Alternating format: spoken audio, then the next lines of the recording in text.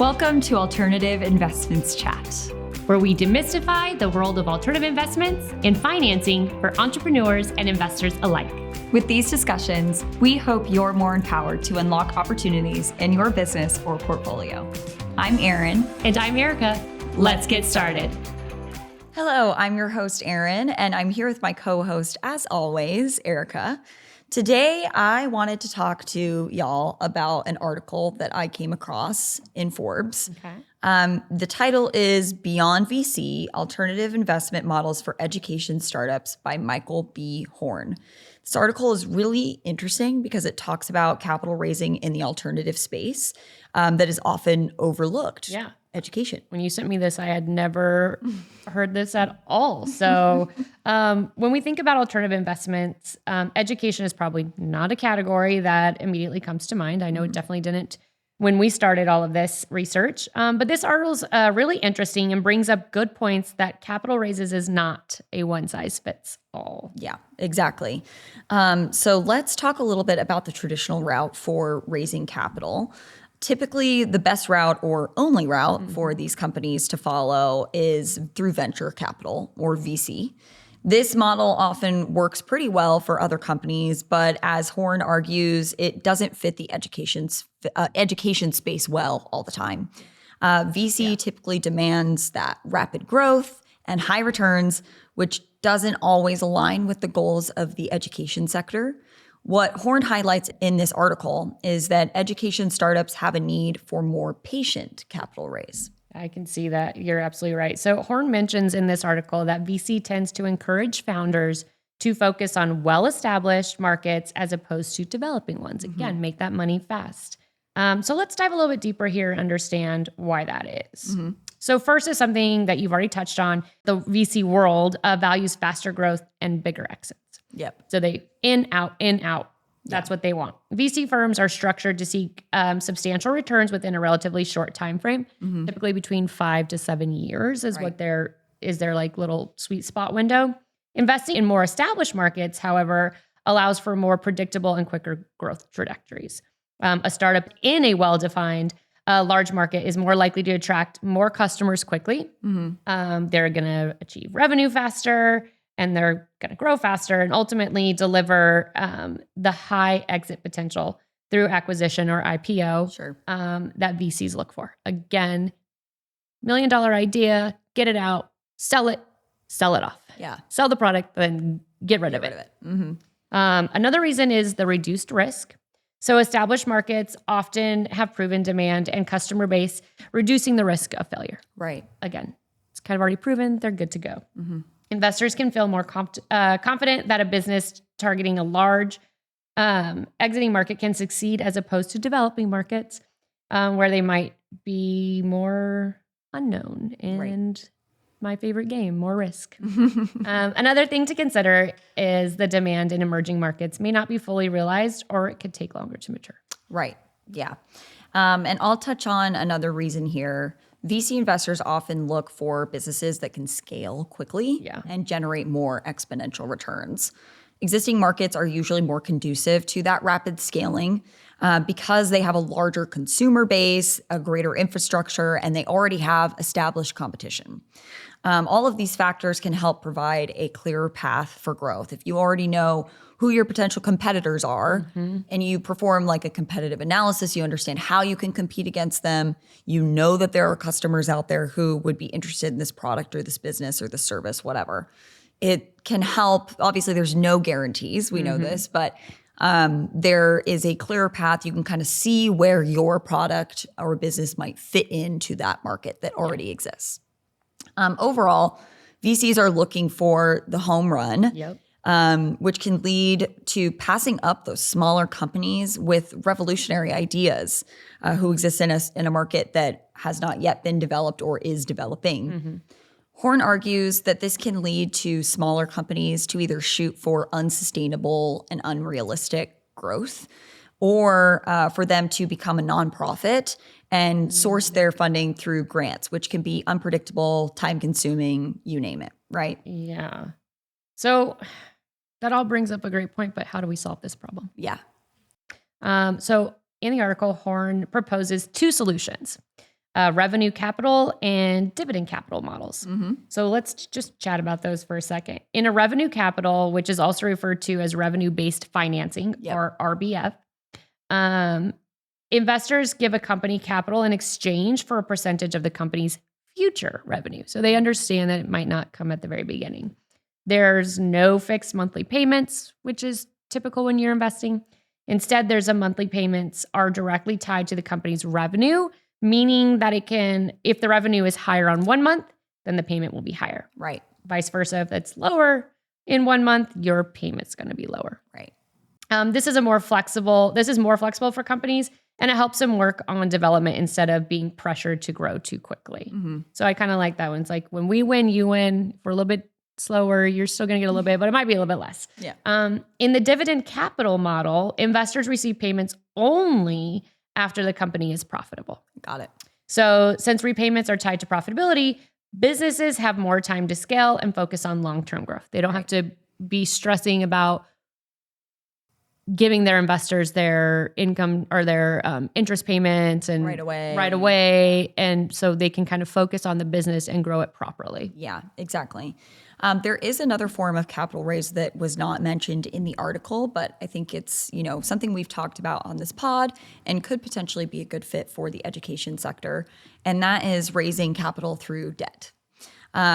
So we know a little bit about what debt raising is. I don't want to get too lost in the weeds here because we've already talked about it, but just to give like a really quick recap, debt can be a great way to raise capital when especially it can be combined with equity raises. So you can use debt and equity together to get the finances that you need.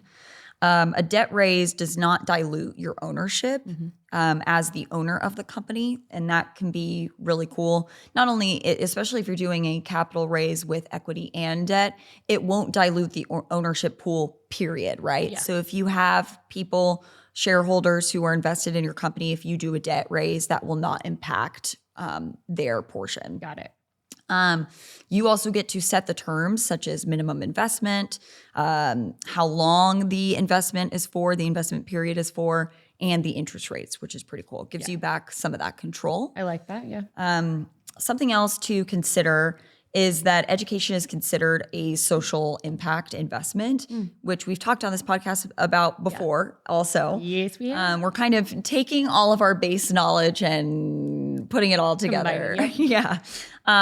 We know that there is a rise in SRI now more than ever. And this is partly due to younger generations now being old enough to participate in the financial sphere, making investments, focusing on retirement, those sorts of things. So we might see more interest in investing in the education sector than we have ever before, which could mean a larger investor pool in the coming years. That's awesome. So, well, now you might be thinking, this is all great, but what's an example of a real life education startup that raised funds through VC? I mean, this is all lovely and we can talk about it, but show me the evidence. Show me the money. Well, have you heard of a little app called Duolingo? Ooh, Duolingo. Duolingo. The owl's coming. The owl, yeah, there we go. Well, if you haven't, you're living under a rock and you probably should download it anyway. No, just kidding. It's a free app with ads. If you get it, it's free if it has ads. Yeah, free with ads. Yeah, with ads. But it helps users learn new languages in a gamified way. I've actually had it for a long time and I really do enjoy it. I go back and forth again, just like probably many of our listeners do. I do it for 5-6 hours for a week and then I forget I exist. Sure. But neither here nor there. While this method is new, the concept is not. I'm sure you'll remember seeing commercials for Rosetta Stone back in the day. Yes. It was on our computer. We had a free you did? Stone. There It you came go. with our computer. I think I learned German, like 4 words. Cool. Which I still don't remember. But this is a great example of a company breaking into a market where we know there's already an interest in learning a language through an online platform as opposed to an in-person class is not revolutionary. Right. We've seen this before. So what was revolutionary, however, was the way in which it was done. Tell me about how it was done. Right. Well, just like you mentioned, the gamified way that it was created was new.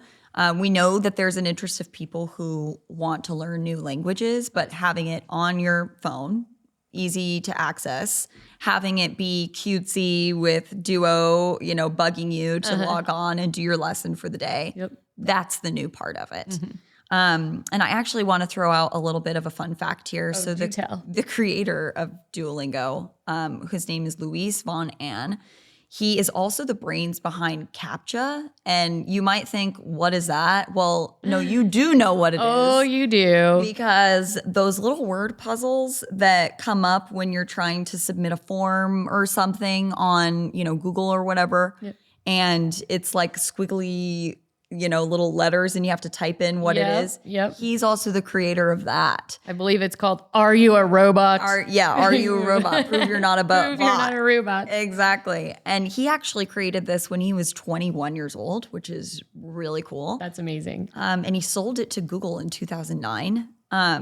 So while we don't know how much the sale actually was, it's estimated to be between 10 and 100 million. Obviously, that's a huge range. Yeah. But we know that this is a very young man who all of a sudden had millions and millions of dollars. Yeah. And this was before Duolingo. So we know that Von Ahn actually had some capital and connections to work with when he was getting started with Duolingo, which definitely, I'm sure, worked in his favor and made it a little bit easier to get Duolingo off the ground to become the success that it is today. Yeah. Well, I wish all startups started like that. Right. But we know that it's not the same for everybody. So there's several types of businesses in the education sector that struggle to find the success that our young man who made Duolingo did through VCs. So let's talk about micro schools. Yeah. Which are gaining in popularity among parents, but the funding is difficult to raise and sustain. Yeah. How do they make these little micro schools exist? Right. Micro schools often focus on niche markets or cater to specific communities, which make them hard to scale. And as we covered earlier, this is eventually not attractive for VCs. Yeah. My nephews went to like a little charter school it's a one little school. It's in the lady's old house. Like, how does she keep her stuff going? Yeah, it's difficult. It is, especially when they don't want to. She has no intention of making another one. Sure. So there's also ed tech companies focused on lower income or developing regions. Sure. Again, the focus here is on emerging markets, often with the target audience that might have limited purchasing power. Right. So this can cause VCs to look for another opportunity, unfortunately. This is sad because these types of markets and these ideas can transform our world and make it a better place for more people. Right. I wish that they would see that value instead of just dollar signs sometimes. Yep, exactly. Well, the good news is it doesn't have to be this way forever. Hopefully this space will continue to open up to different forms of capital raising methods like the ones that we touched here. Yeah. Again, that was revenue-based financing or RBF, debt financing, and the dividend capital model. Those are just a few potential options, right? Yeah. 2 of them coming from Horn. But, we need a more diverse pool of ways to raise capital. That much is obvious if we want to really change our world. Yeah. And Horn's right about that, so that's something to keep in mind. It does remind me of a saying, good things take time. And I think that the education sector is definitely a space where it's worth it to take the time to invest in the change that could potentially be transformative. That's awesome. Well, that's it for today's episode. I highly recommend going on Forbes and finding that article, Beyond VC, Alternative Investment Models for Startups by Michael B. Horn. It's a very, very interesting read. Encourage you to do that. Otherwise, you can just listen to us talk about it. And hopefully we did it justice, Mr. Horn. But until next time, we'll see you then. Thanks for joining us.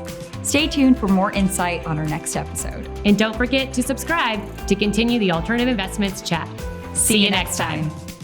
Content provided in this podcast is for informational purposes only and should not be construed as professional, financial, or investment advice. This podcast should not be construed as an offer to sell or a solicitation of any offer to buy any securities. We strongly recommend that you seek advice from a qualified professional before making any financial decisions.